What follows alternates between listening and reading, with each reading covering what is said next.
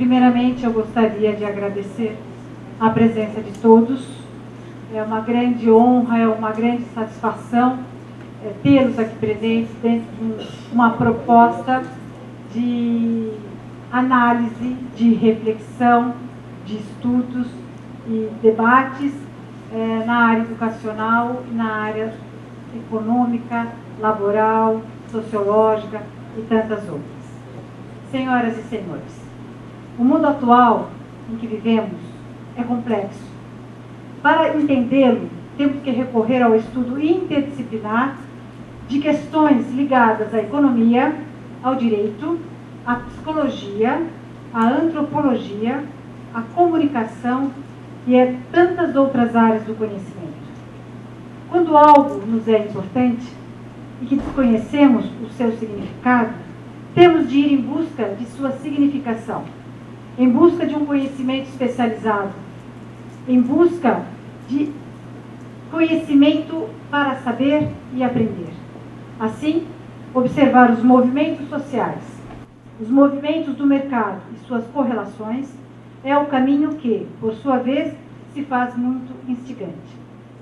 Não obstante, temos que ressaltar que as observações reais feitas no mundo real, que nos toca viver, não se conformam fora de um modelo teórico ou metodológico de análise. A psicologia, por exemplo, tem contribuído para uma análise comportamental desse mercado que vemos.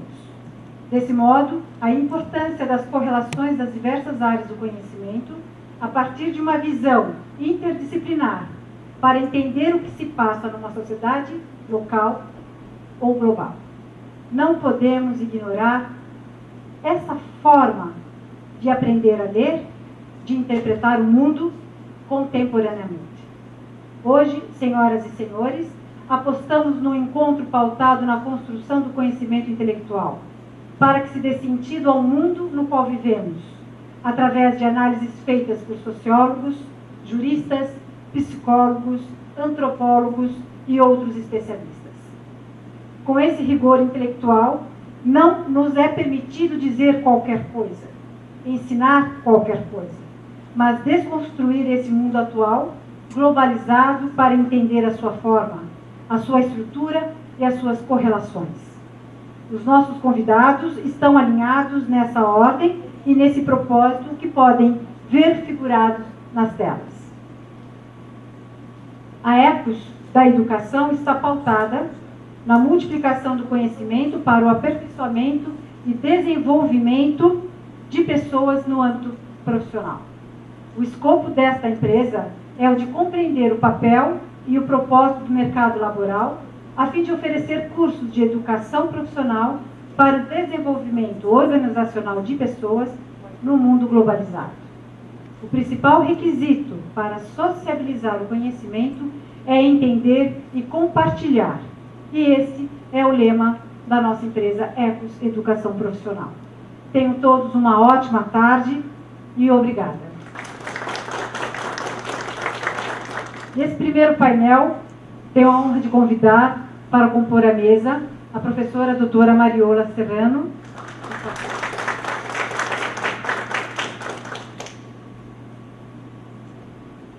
Também para compor a mesa, nosso ilustre desembargador, doutor João Costa César. Oi. Doutora Mariola Serrano, e aqui com essa convivência em tão pouco tempo, mas que trocamos tantas experiências, refletimos muito a respeito do tema desse nosso encontro, que é a produtividade, primeiro encontro produtividade empresarial da região metropolitana de Sorocaba. Professora Mariola é doutora em Direito pela Faculdade de Direito da Universidade de Deusto, Espanha, professora da Faculdade de Direito e diretora do Serviço Jurídico da Universidade de Deusto, Espanha, autora de obras e artigos na área do direito do trabalho e seguridade social. Muito além disso, ela é uma amiga que nós, não vou falar longas datas, mas de um encontro no passado, tivemos a oportunidade de desenvolver estudos juntos, artigos juntas.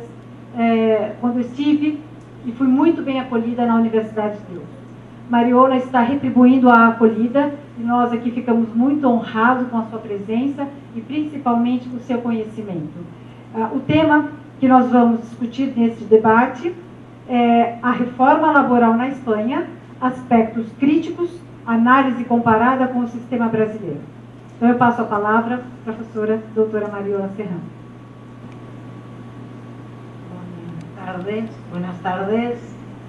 Muchas gracias, muy obrigada por la invitación y por estar aquí compartiendo con ustedes, con vosotras y con vosotros este espacio de reflexión intelectual sobre aspectos laborales, en mi caso, y económicos y sociológicos en el resto de paneles.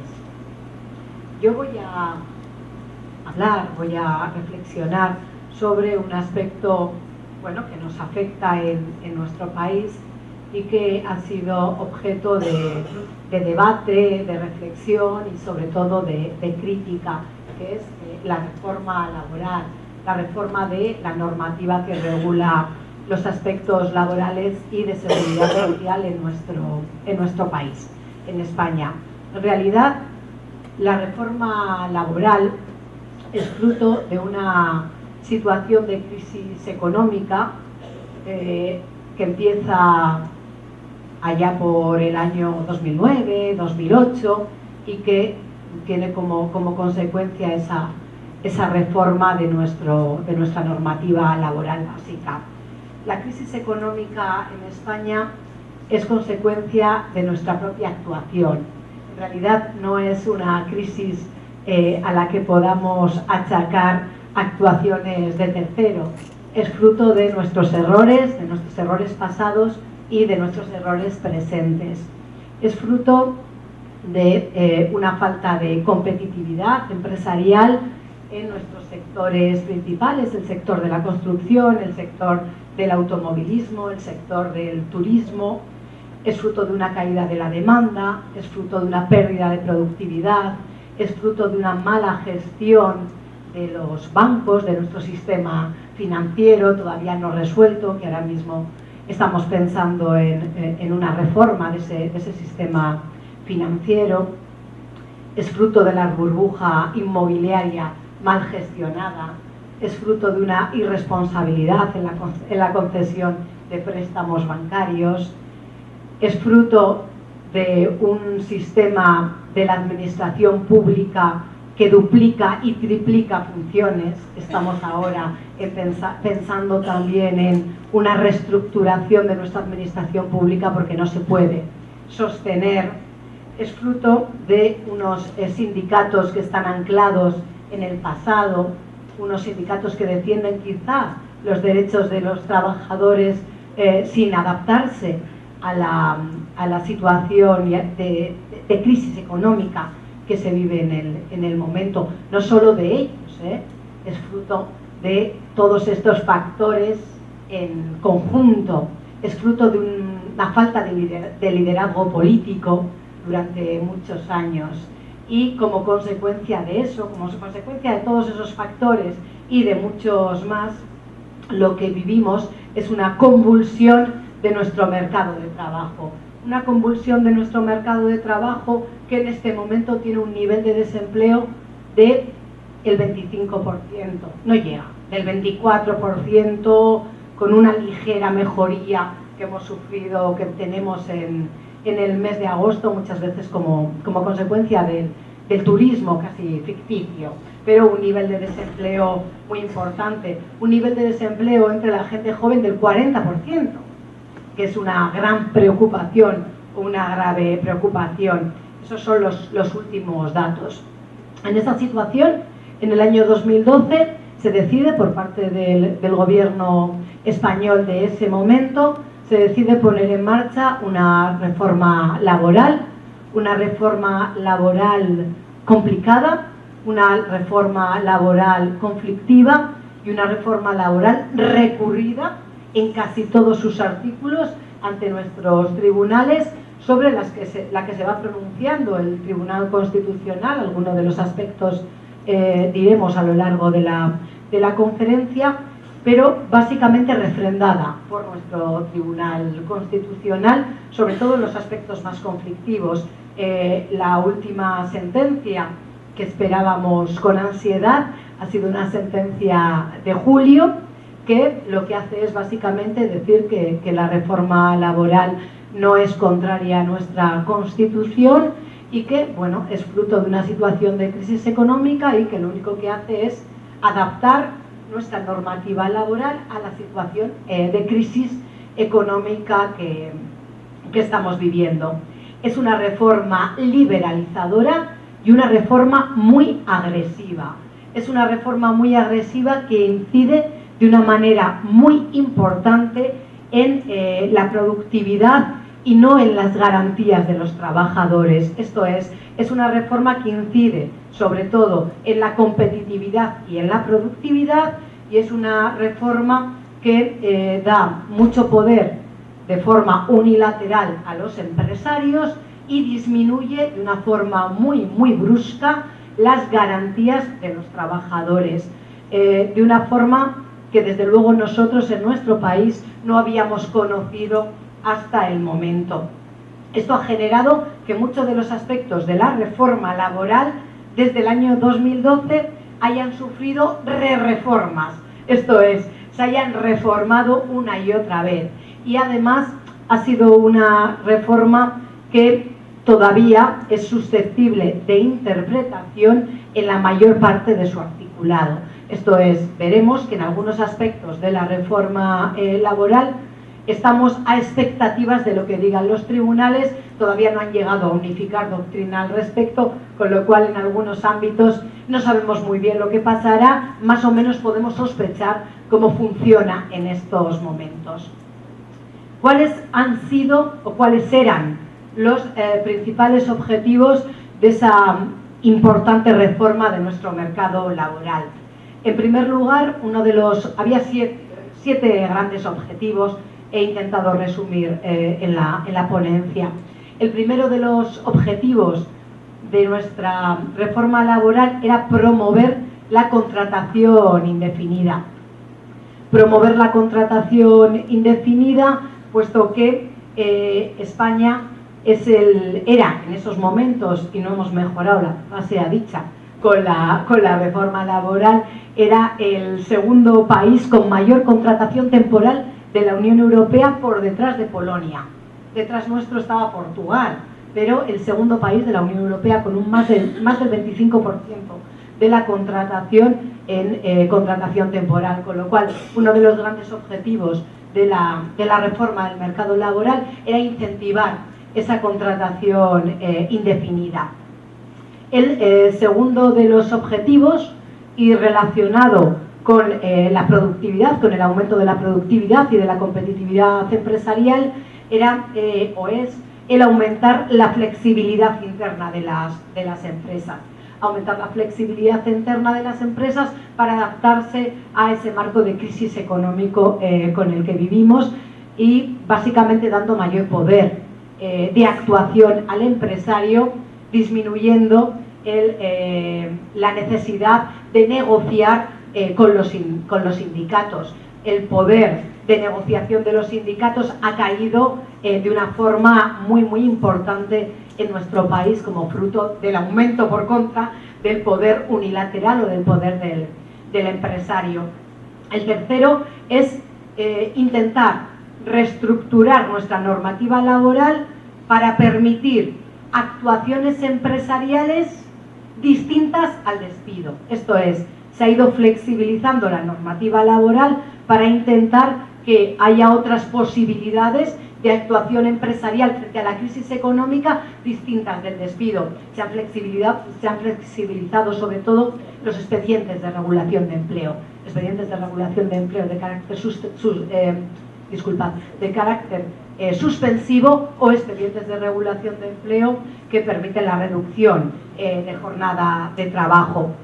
Se ha facilitado las reestructuraciones empresariales y las reorganizaciones empresariales.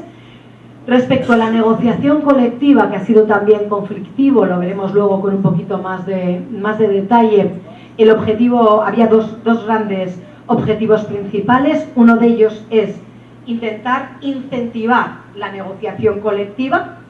Para ello, lo que se hace en España es poner fin a algo que intentaré entrar después, que es la llamada ultraactividad de los convenios colectivos. El fin a la ultraactividad indefinida de los convenios colectivos, con el objetivo que agilizar la negociación colectiva, que también como consecuencia de esa crisis económica estaba casi paralizada. Y en relación también a la negociación colectiva, lo que se hace es incentivar la negociación colectiva a nivel empresarial.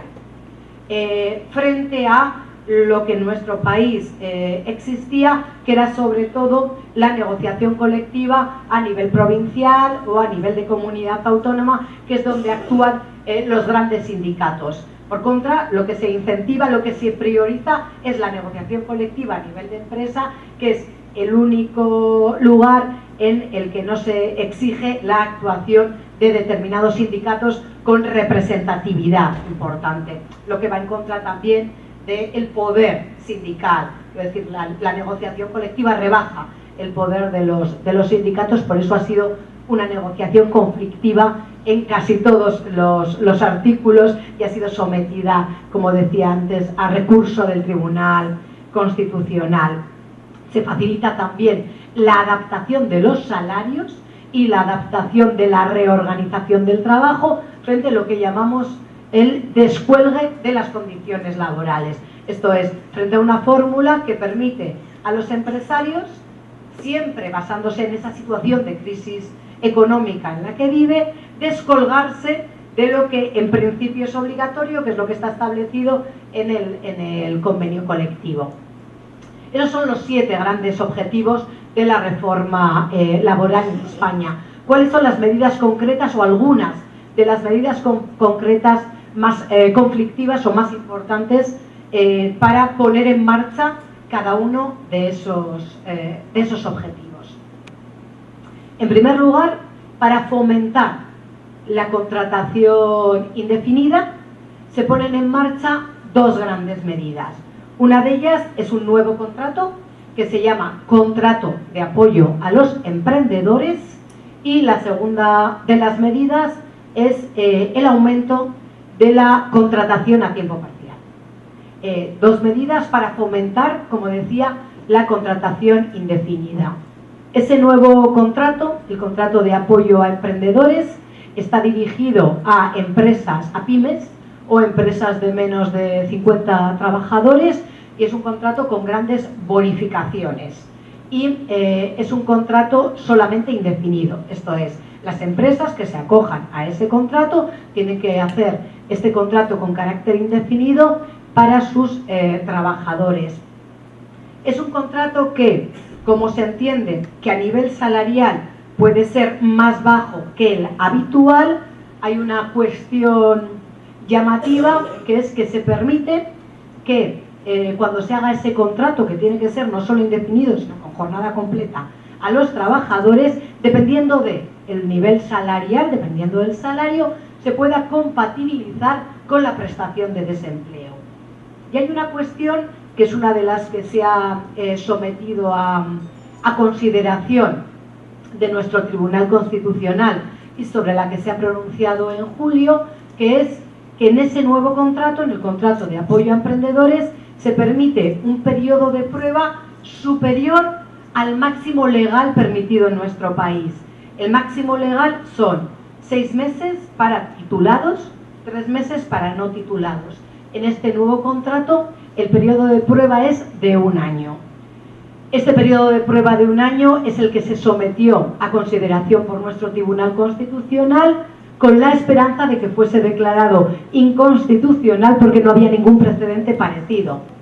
De forma sorpresiva, nuestro Tribunal Constitucional lo ha refrendado y ha dicho que es una medida más para salir de la crisis económica y que es una medida válida. La segunda medida para incentivar esta contratación indefinida en nuestro país es el fomento de la contratación a tiempo parcial. La contratación a tiempo parcial no es nueva. La contratación a tiempo parcial lleva intentando incentivarse durante 20 años.